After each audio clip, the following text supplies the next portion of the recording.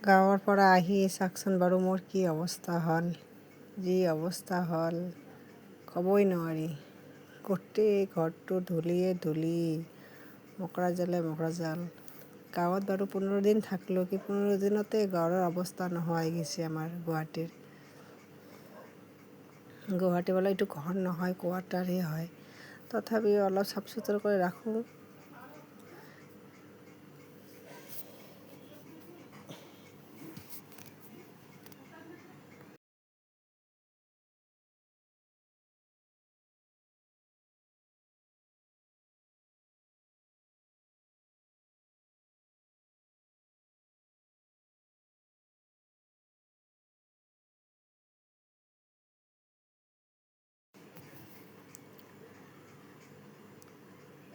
গোটেই ঘৰৰ ধূলি মুচিছোঁ, অলপো বাকী থোৱা নাই।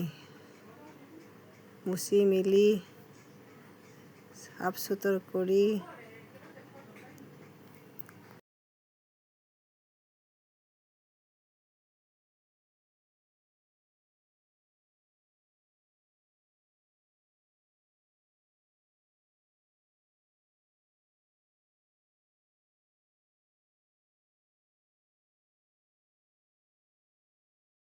গোটেই মোচা কুন্ডা কৰি ঘৰটো মুচিলোঁ।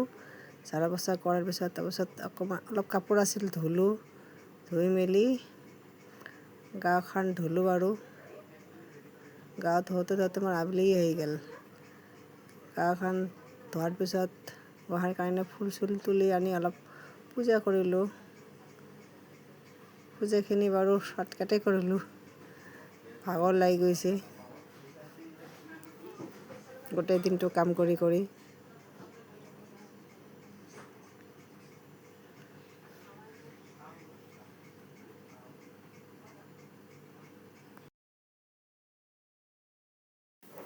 এটা বস্তু চাফ কৰিব পাহৰি গ'লোঁ, সেই বাচন থোৱা ৰেকখন বাৰু এইটো আবেলিহে কৰিলোঁ।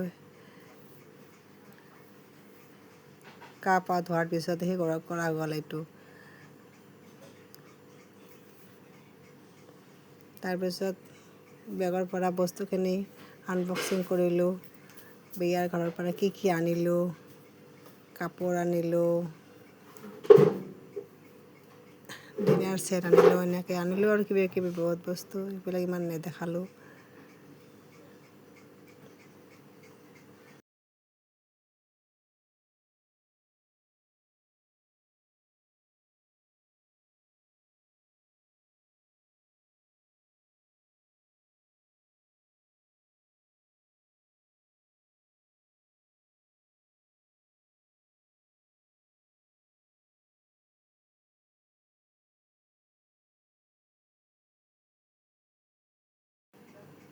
কাপোৰখিনি বাৰু মান ধৰাৰে হয়, দাদাৰ ফালৰ পৰা দিছিল, কিন্তু ডিনাৰ ছেটটো আমি বিয়াৰ ঘৰৰ পৰা আনিছোঁ আৰু মাকৰ ঘৰৰ পৰা।